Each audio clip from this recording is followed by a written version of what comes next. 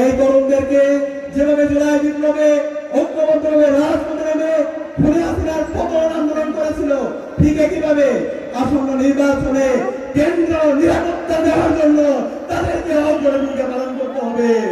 আমরা দেখতে পাচ্ছি বড় দল দাবি করা একটি দল, তারা ক্ষমতা যাওয়ার আগে আগে ক্ষমতা চলে আসার ভান করছে। আমরা দেখতে পাচ্ছি না?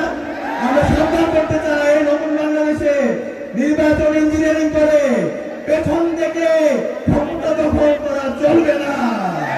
আপনারা পেছন থেকে ক্ষমতা দখলের পরিকল্পনা করেন, ইলেকশন ইঞ্জিনিয়ারিং পরিকল্পনা করেন, তাহলে আপনাদের পরিণতি বাংলাদেশে হাসিনার যে পরিণতি হয়েছিল তার চাইতে খারাপ পরিণতি হবে।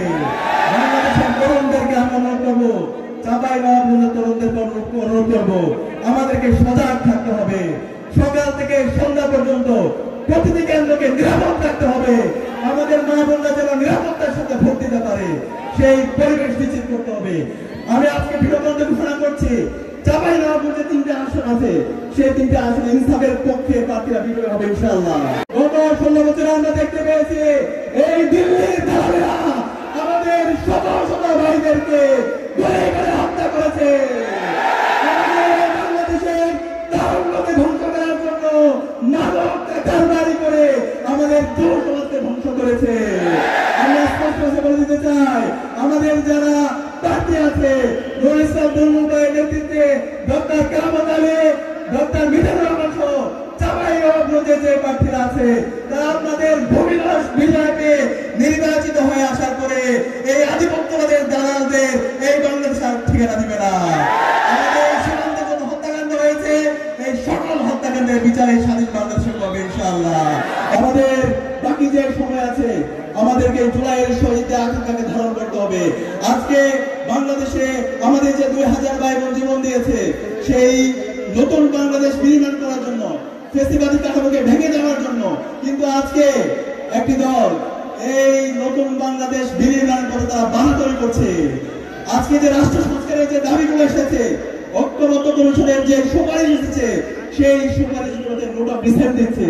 আমরা সাবধান করে দিচ্ছি, আপনারা রাষ্ট্র সংস্কারের পথে বাধা তৈরি করবেন না। তরুণরা আপনারা যদি রাষ্ট্র সংস্কারের পথে বাধা তৈরি করেন তাহলে তরুণরা আপনাদেরকে বরদাস্ত করবে না। আপনারা সাবধান হয়ে যান, আসেন প্রতিযোগিতা করেন। আজকে বাংলাদেশ জামাত ইসলামী ঐতিহাসিক বিশাল সমাবেশ আয়োজন করেছে, আপনারা করেন, কিন্তু এই চাঁদাবাজি, টেন্ডারবাজি, সন্ত্রাস, হুমকি, ধর্ষণ এগুলো বন্ধ করেন। এগুলো বন্ধ করলে তাহলে আপনাদের বাংলাদেশের রাজনীতি ফ্যাসিবাদীদের যে পরিণতি হয়েছিল তার সাথে খারাপ পরিণত হবে। আমি সবাইকে আহ্বান করবো, আগামীর বাংলাদেশের ইনসাফ কায়েমের জন্য সবাইকে ঐক্যবদ্ধভাবে আমাদের কাজ চালিয়ে যেতে হবে। আগামীর যে বিপ্লব হবে সেই বিপ্লব হবে তারুণ্যের বিপ্লব। আগামীর যে বিপ্লব হবে সেই বিপ্লব হবে ইনসাফের বিপ্লব। আগামীর যে বাংলাদেশ হবে সেটা হচ্ছে ইনসাফের বাংলাদেশ। ইনকিলাব জিন্দাবাদ। তারুণ্যের প্রথম ভোট, তারুণ্যের প্রথম ভোট, তারুণ্যের প্রথম ভোট। সমাজ উপস্থিতি গত ফেস্টিভ্যালে আমরা দেখতে পেয়েছি আমাদের মা বোনদের উপর জুলুম করা হয়েছে। এই অঞ্চল রাজশাহী অঞ্চল শহীদদের রক্তস্নাত জায়গা। আমাদের মা বোনরা কোরআন তালিম করার কারণে, কল্যাণের পথে মানুষদেরকে আহ্বান কারণে আমাদের মা বোনদেরকে জঙ্গি হিসাবে ট্যাগ দেওয়া হয়েছে।